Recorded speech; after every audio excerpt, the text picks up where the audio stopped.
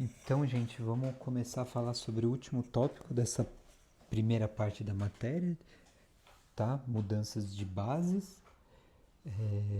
Eu vou me concentrar em mudanças de base num espaço de duas dimensões, tá? Um R2, mas para qualquer número de dimensões a ideia é a mesma. Bom, então vamos lembrar, a gente tem uma base canônica do espaço vetorial R2 formada pelo vetor E chapéu 1 e 1 chapéu, que é esse vetor coluna 1, 0, e o E2 chapéu, que é o vetor coluna 0, 1. Então, com eles, a gente consegue escrever qualquer vetor do R2, né? Então, digamos aí um vetor X, ele vai ser uma combinação linear entre E1 chapéu e E2 chapéu. Esses escalares α1 e α2 a gente consegue colocar num par ordenado e eles são chamados de vetor de coordenadas de x em relação à minha base canônica, tá? Mas lembre o seguinte, a gente viu que um espaço vetorial pode ter inúmeras bases, infinitas bases, e a característica maior de uma base é que um vetor tem uma representação única nessa base, tá? Então a questão aqui que a gente vai ver nesse vídeo é como eu consigo mudar de uma base para outra.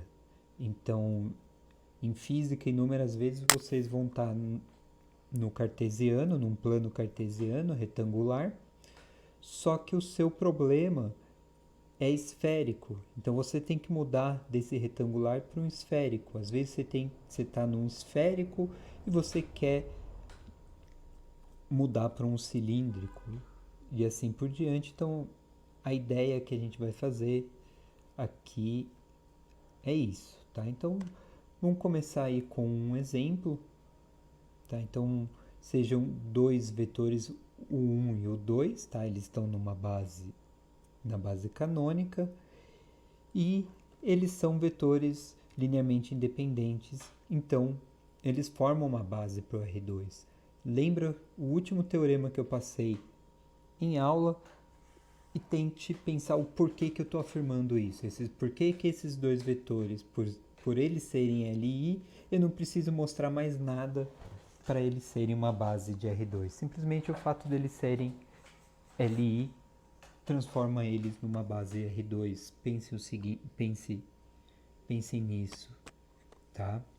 Então, como que a gente consegue representar em um vetor x 7 e 7 utilizando essa minha nova base, né? Esse x igual a 7 e 7, ele está na base canônica, né? Então, basicamente, para eu conseguir representar na minha base de U1 e U2, eu simplesmente faço aí vejo uma combinação linear e vejo que o x é igual a 3 vezes o 1 mais o 2. Então você pega ali a primeira componente, a gente tem 3 vezes 2 mais 1, 7. A segunda componente vai ser 3 vezes 1 mais 4, 7 também. Então, agora a gente tem o 3 e o 1, como um vetor de coordenadas de x em relação à base, o 1 e o 2. Tá? Então, dessa forma, a gente vê que é possível trabalhar tanto na base canônica quanto nessa base U. Tá? Geometricamente, o que está acontecendo? Tá? A gente tem aí os nossos eixos cartesianos.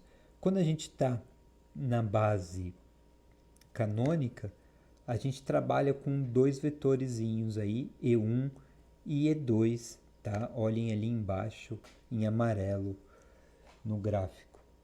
Então, quando a gente fala que a gente quer representar o vetor x, 7 e 7, o que a gente está falando? A gente está andando com 7 vetores E1 em X e 7 vetores E2 em Y, que é basicamente essa linha que eu estou traçando aí, e exatamente no ponto onde elas se cruzam é onde termina o meu vetor X, tá?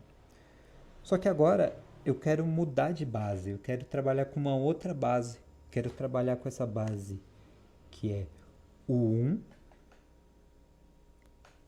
tá? Que ainda na base canônica seriam 2 passos em X e 1 em Y, e na base o 2, que seria um passo em X e 4 em Y. Tá? Então, como é que eu represento esse vetor X na minha base Y1 e Y2? Então, olhando o vetor de coordenadas, o que ele me fala? Ande 3 vetores U1 e depois um vetor U2. Então, basicamente, o que eu tenho é o seguinte: tenho esse vetor, mais um, isso tudo vai completar o meu vetor 3U1.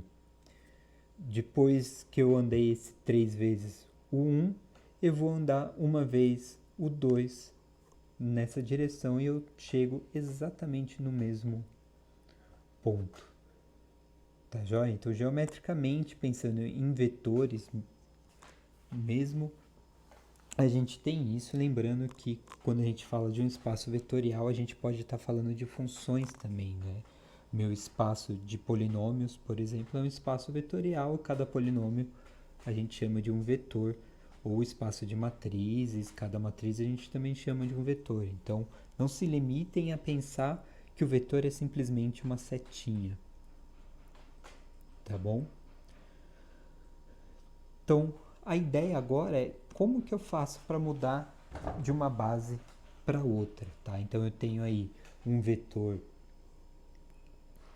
X na base canônica. Não, desculpa. Eu tenho um vetor X representado na base U e eu quero escrevê-lo na base canônica.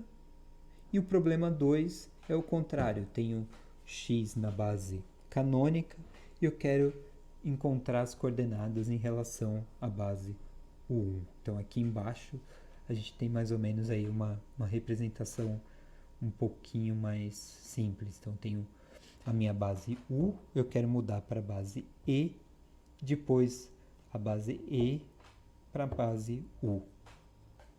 Tá bom?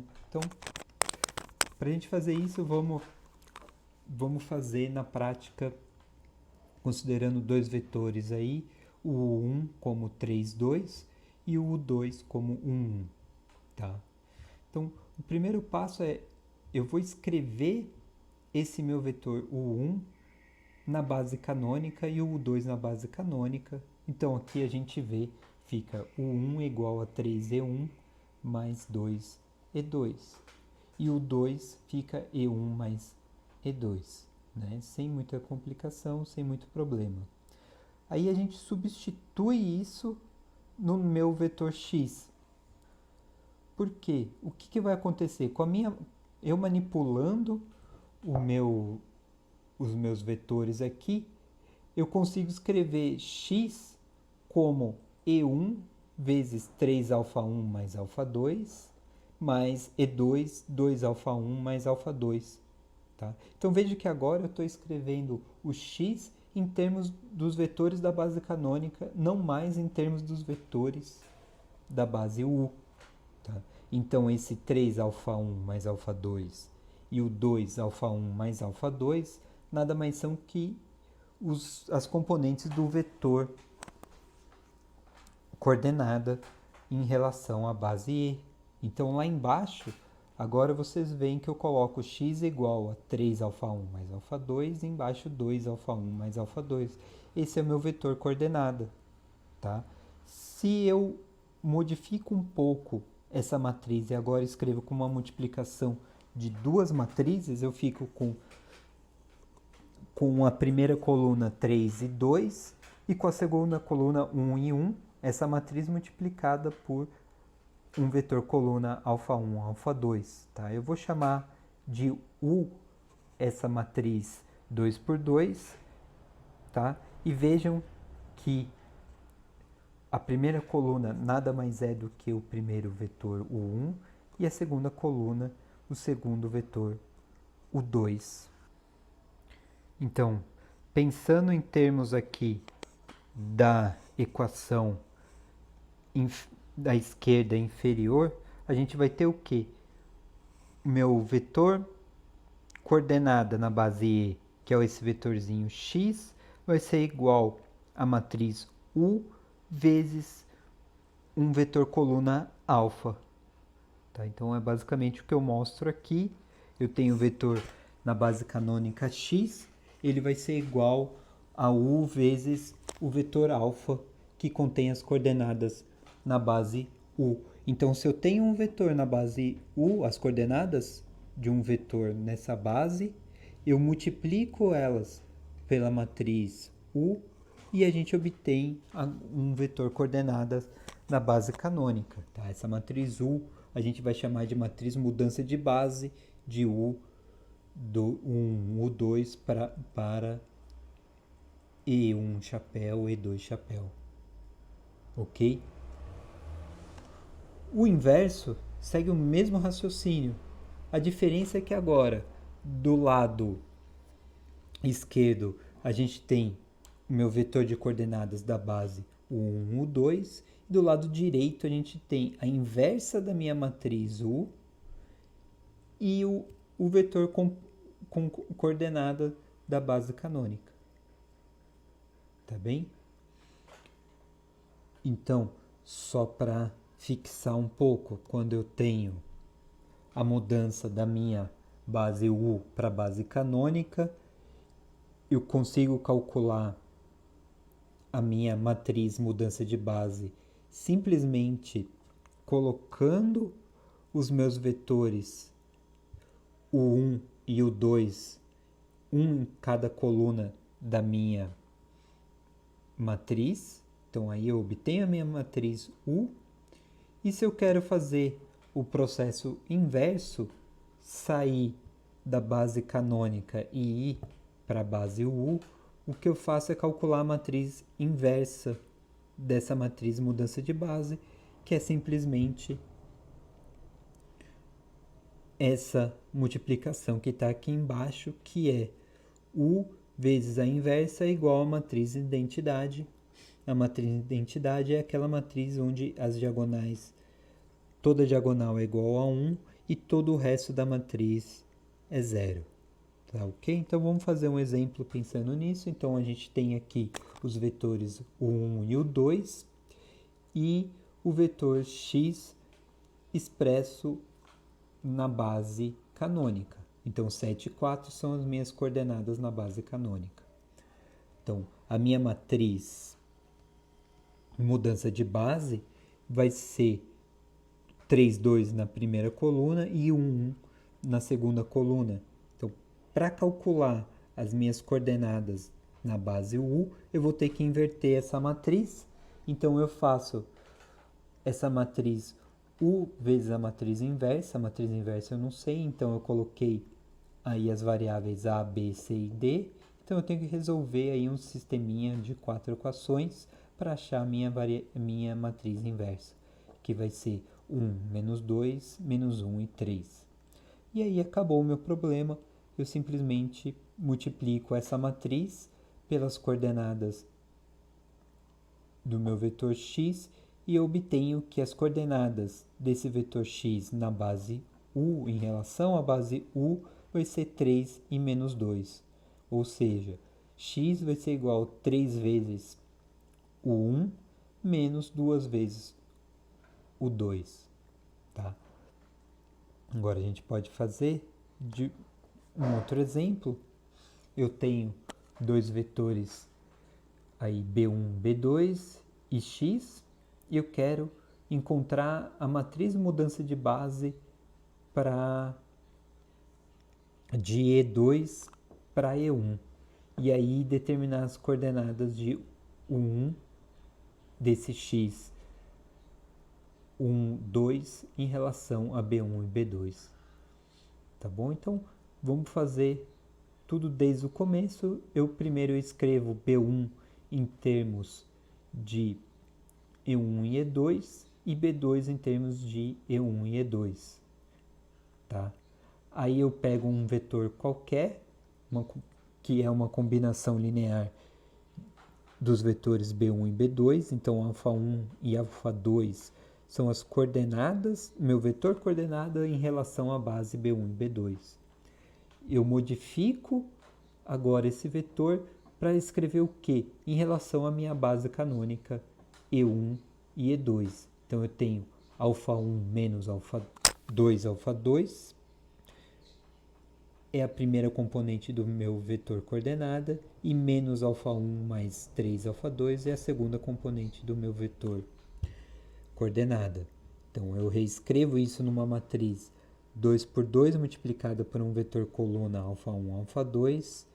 Então eu tenho que a minha matriz mudança de base vai ser 1 menos 1 na primeira coluna, menos 2 e 3 na segunda coluna, que nada mais é do que o meu vetor B1 e B2, né? Cada um representando uma coluna da minha matriz mudança de base.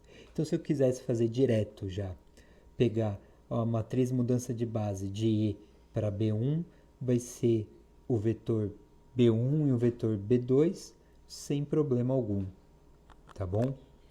Aí a gente inverte essa matriz, consegue calcular B elevado a menos 1, tá? Que é a matriz que leva da base canônica para a base E, para a base B, desculpa. E o vetor coordenada, a gente simplesmente vai multiplicar essa matriz pelo meu vetor coordenada. Então eu tenho que 7 e 3 é a representação, é o vetor coordenada de x em relação à base B. Tá? Então eu posso escrever que o x é igual a 7 vezes B1 mais 3 vezes B2. Tá joia? Tá? Então aqui façam o seguinte, voltem atrás, refaçam esses cálculos passo a passo, tentem entender tudo o que está acontecendo, cada conceitozinho que está sendo usado. Tá joia? Não simplesmente assistam o vídeo.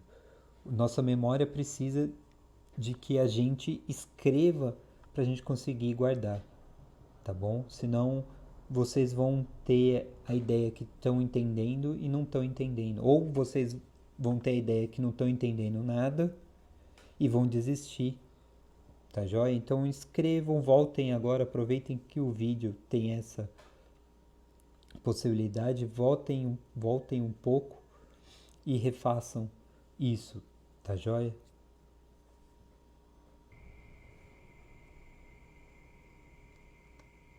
Então, o próximo tópico são mudanças arbitrárias. Então, o que a gente viu agora foi o quê?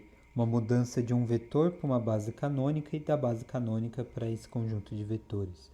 O que a gente está querendo ir atrás agora é sair de uma base arbitrária qualquer U para uma outra base qualquer V, tá?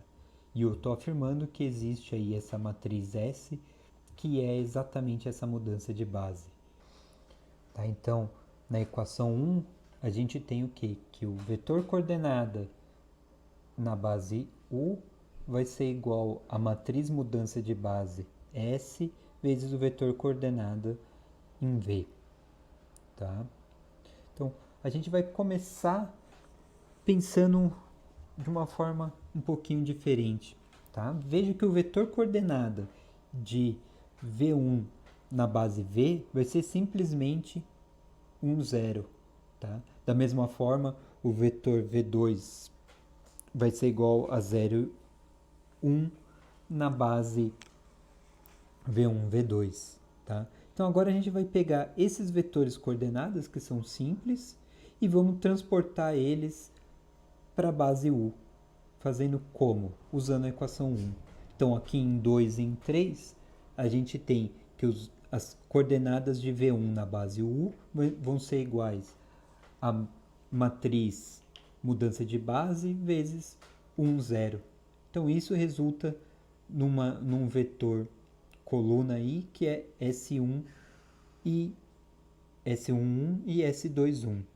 Tá? Da mesma forma, para V2, eu vou ter um vetor coordenadas na base U, que vai ser S12 e S22.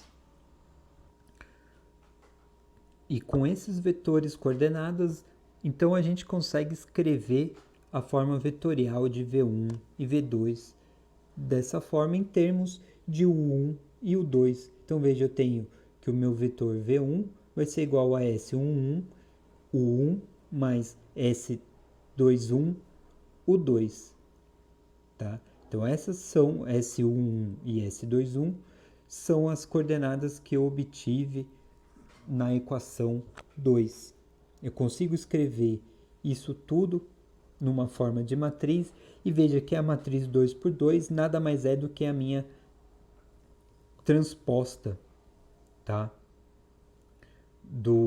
Da matriz mudança de base, tá bom? Então a gente faz todo esse cálculo, vai obter a matriz transposta da matriz mudança de base, então depois é só transpor para conseguir a matriz mudança de base. Então, resumindo, para encontrar a matriz mudança de base entre duas bases arbitrárias, temos que escrever os vetores de uma como uma combinação linear da outra. É o que eu fiz aí nessa equação 4. Aí, feito isso, a gente transpõe essa matriz de coeficientes e obtém a nossa matriz mudança de base. Tá? Então vamos ver um exemplo. A gente tem aí os 4 vetores, V1, V2, U1 e U2. Tá? A gente está querendo a matriz de mudança de V1 para V2, para U2. Tá? Então a gente vai ter que V1 é igual a uma combinação linear de U1 e U2. Então eu coloquei os vetores cada um no seu lugar e obtive que os coeficientes são 3 e menos 4. Mesma coisa com V2 e obtive que os coeficientes eram 4 e menos 5. Então, com isso, a gente consegue escrever aquela equação vetorial com esses dessa forma. Então, V1 é igual a 3U1 menos 4U2 e V2 é igual a 4U1 menos 5U2. Então, para fazer passo a passo, eu reescrevi novamente em termos de um vetor coluna V igual a uma matriz 2 por 2 vezes o vetor coluna de U. Tá?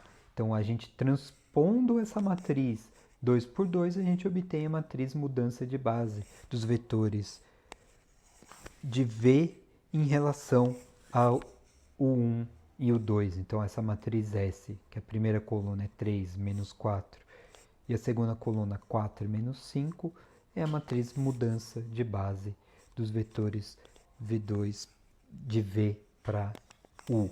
Tá? Esse exemplo poderia ter sido feito de outra forma também.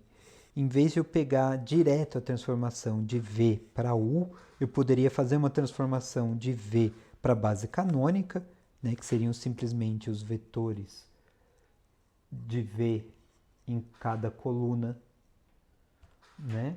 E depois eu fazia a transformação da base canônica para U, que seria nada mais, seria a inversa de U, né? Então, se eu faço uma multiplicação da inversa de U vezes V, é a mesma coisa que a matriz S, tá? Então, fica aí como exercício vocês fazerem esse tipo de relação, tá? Então, isso encerra um tema de espaços vetoriais e o próximo a gente entra em transformações lineares. A gente vai ver que mudança de base nada mais é do que uma transformação linear. Tá ok? Então, boa sorte, tem bastante exercício para vocês fazerem aí na apostila. Até o próximo vídeo.